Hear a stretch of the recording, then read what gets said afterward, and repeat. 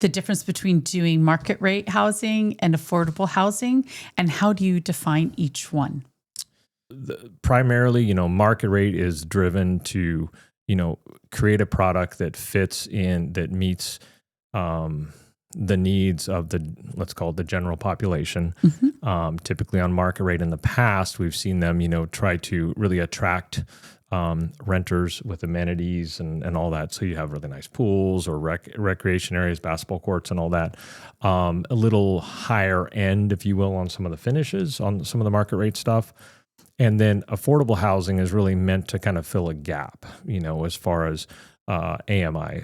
And so the 60 to 80% is really kind of the typical range that it lands in.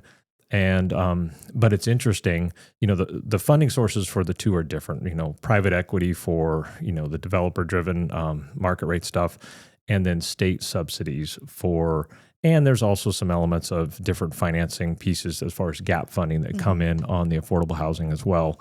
But the quality of construction, I would say, is both very, very similar. It's really just there's prescriptive things that need to be done from a construction standpoint on an affordable housing project to meet the qualifications. And so you just got to check a few more boxes to make sure you've got unit sizes, set within a certain parameter.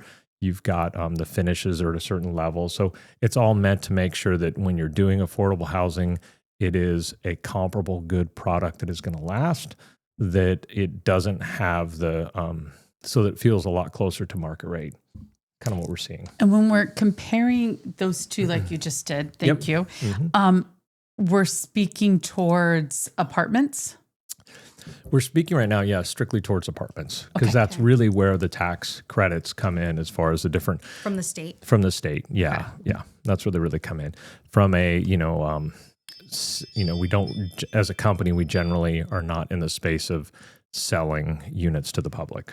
So we've done a condo development in the past. Condos are, extremely touchy, don't really want to ever do those again, kind of thing. I know the state is working on kind of untangling that liability issue that goes with building those, because from a personal standpoint, I'll just jump into it. I mean, I think affordable housing is great and it fills a need, but my personal goal is to see how can we help someone get their first home? How can we get that first time home buyer in there and establish ownership so they can start building even just a little bit of equity so they can roll it into their next home, and again, apartments don't allow you the ability to build a lot of wealth. The truth could break through.